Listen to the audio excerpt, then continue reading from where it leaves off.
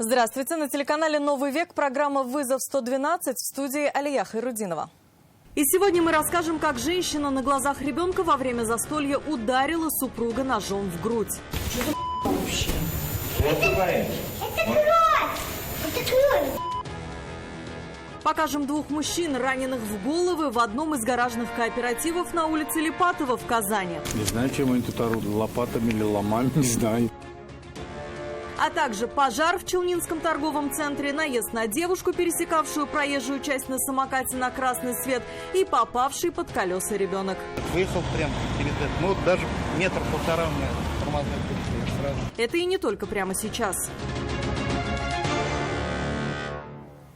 Мужчина получил удар ножом в грудь во время распития алкогольных напитков со своей супругой. Все произошло вечером в квартире одного из домов на улице Айдарова. Прибывшие на место врачи оказали раненому первую помощь и госпитализировали пострадавшего. А к женщине было много вопросов у сотрудников патрульно-постовой службы и инспекторов по делам несовершеннолетних. Все произошло на глазах маленького мальчика. Что за вообще? Это кровь! Это кровь! Ребенка оставить было не с кем, и полицейские планировали доставить в отдел ее вместе с мальчиком. Женщину к дознавателям, ребенка к инспекторам по делам несовершеннолетних. Вы дуры! Вы просто дуры! Просто дуры! Как установили полицейские, конфликт между супругами произошел во время распития алкогольных напитков. Во время ссоры женщина схватилась за нож и ударила им в грудь мужчины.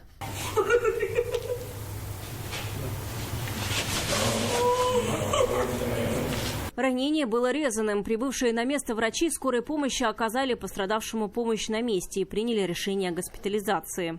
Куда пошел? Сейчас упадешь. Рана оказалась неопасной для жизни и здоровья. Длительная госпитализация мужчине не понадобилась. Да ничего, вообще нормально все. А он заявление на вас будет писать, нет? Думаю, что нет. Почему? Не знаю. Заявление мужчина действительно писать не стал, но семью, вероятно, теперь будет периодически навещать участковый и инспекторы ПДН. Вероника Гайнудинова, Константин Бушуев, «Вызов 112».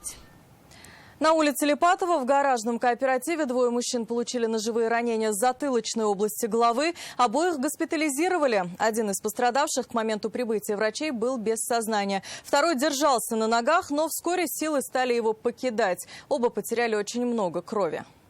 А его куда ранили? На голову. Ножевые ранения затылочной части головы были у обоих пострадавших мужчин. Один из них к моменту прибытия врачей был без сознания. Он потерял много крови. Второй был на ногах, но, по словам его супруги, силы его уже оставляли. Сознание терял. Чем именно ранили ее супруга, женщина сказать не могла. Говорит, ей позвонили, сказали, что муж истекает кровью. И тут же примчалась. Она знала, что он пошел в гараж. Здесь отдыхал. Как отдыхал ее супруг, вероятно, зафиксировали камеры наблюдения. Записи могут помочь следователям восстановить картину произошедшего. Но владельцы гаражей уже поняли, что там происходило. Дрались, наверное. Видно.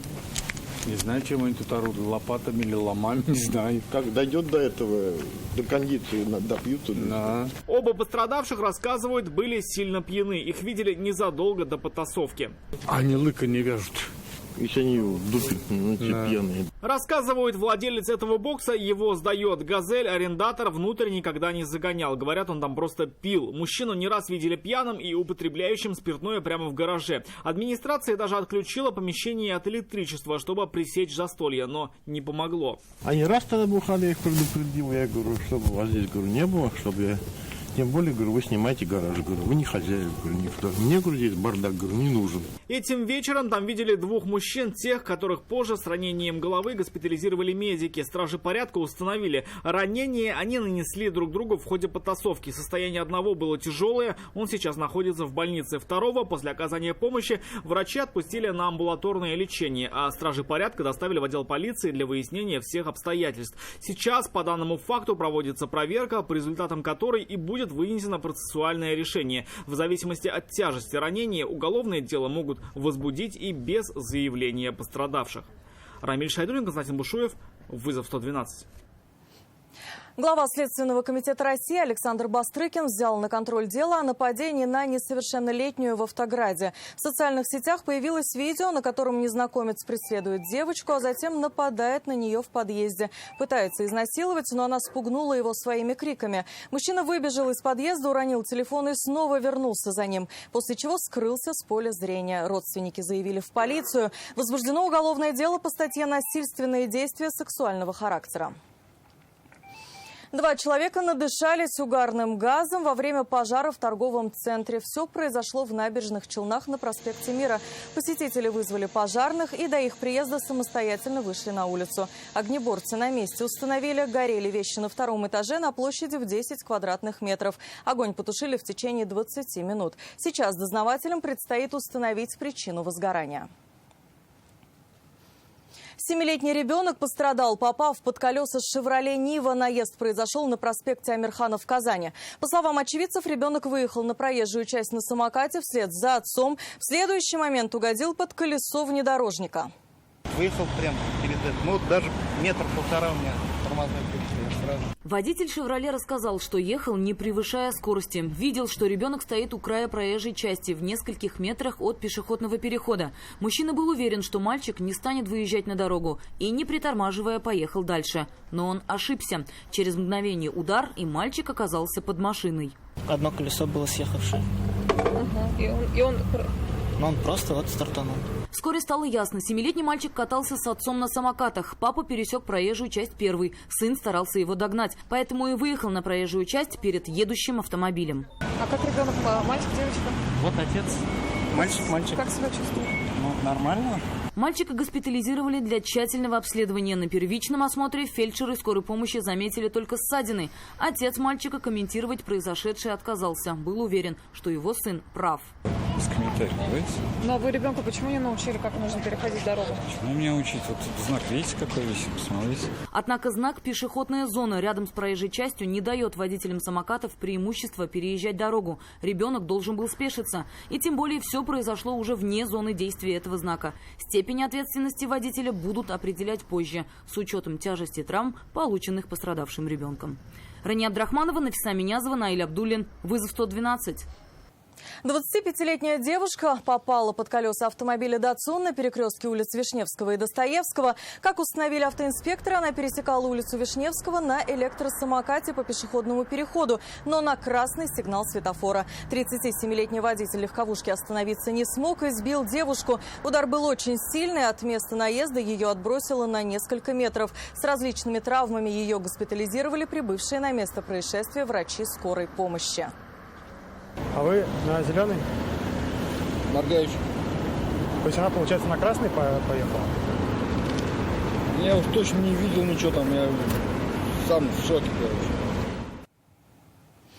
2 человека пострадали в результате столкновения 4 автомобилей на Кировской дамбе в Казани сегодня утром. Авария стала причиной огромного затора. Аварии, как выяснили прибывшие на место автоинспекторы, там было даже 2. Сначала столкнулись 3 грузовика, потом в них уже стоящих влетела легковушка.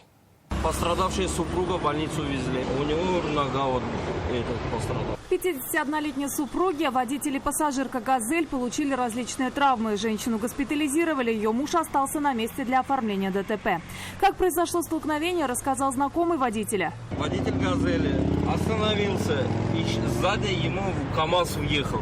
Он приехал далека, с другого региона, с Чувашии. Вот. Они приехали в магазин за товаром. А так случилось вот с утра. Его слова подтвердил и водитель КамАЗа, в который врезалась «Газель» после удара сзади.